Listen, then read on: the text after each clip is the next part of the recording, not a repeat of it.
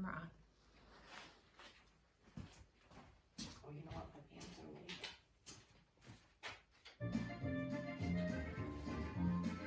late. Now let me see. Where did I put my favorite sandals? Excuse me, sir. Oh my goodness, you startled me. I need to talk to you for just a moment, sir.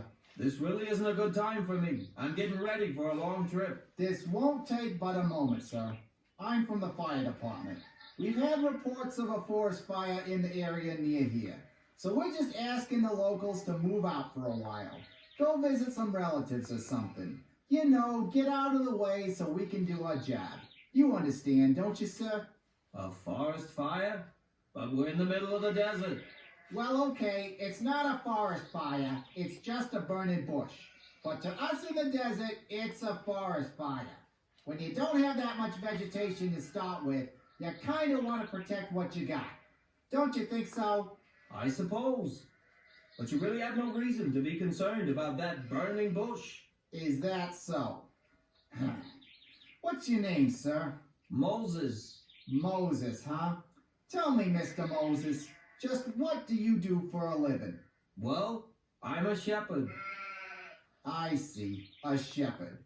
And I suppose you feel that your experience in the area of sheep herding somehow gives you some sort of special knowledge about fire safety that a trained fire protection professional like myself couldn't possibly know. That's not what I meant. Look, buddy, I come from a long line of firefighters. My father was a firefighter, and so was his father, and so All was... I was trying to say is that I've seen this burning bush. And believe me, it won't cause any harm. You saw this burning bush? Yes, I was watching my father-in-law's sheep when I came across it. Did you see any kids playing with torches in the area? The fire wasn't started by any man. I wouldn't rule out arson so quickly if I were you, Moses. The fire was fire from heaven. Fire from heaven? Are you talking a Sodom and Gomorrah type of thing here? No, nothing like that. The bush was on fire, but it didn't burn up. Somehow, God was in the flames of that burning bush, and he spoke to me. The bush spoke to you? Not the bush. It was God.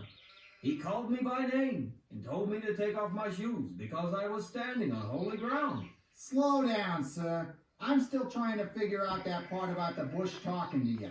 The Lord told me that he had heard the cries of his people held captive in Egypt, and that the time had come for them to be free. He said that I would be the one to lead them out of Egypt. You? I didn't believe him at first either. I never considered myself to be a very good speaker. I didn't know how I would be able to convince the Pharaoh to release God's people. To be honest with you, I'm still a little unsure about it. But God showed me how he could help me to do amazing miracles to try and convince the Pharaoh to listen. What sort of miracles? Well, God told me to put my staff on the ground, and when I did, it changed into a snake. Then when I picked up the snake, it turned back into my staff. Sounds like too much smoke inhalation to me, sir. People have been known to hallucinate when around fire and smoke for too long. It wasn't a hallucination. It was the power of God. Yeah. So, is that the trip you're getting ready for? You're heading off to Egypt? Heading to Egypt to free God's people. God told me that my brother Aaron was already on the way to meet me there. He will help me speak to the Pharaoh. Is he a pyromaniac too? Look, I didn't set the bush on fire. God was speaking through that bush. Well, I hope your trip goes well and all, but you sound like trouble to me, Mr. Moses, if that is your real name. I'm going to be keeping an eye on you. I mean, you shouldn't just go around talking to burning bushes. Didn't anyone ever tell you not to play with fire? What can I say? When God talks, I listen. All right, go and get ready for your trip.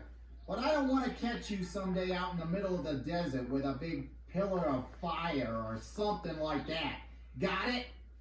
You'll never know what might happen.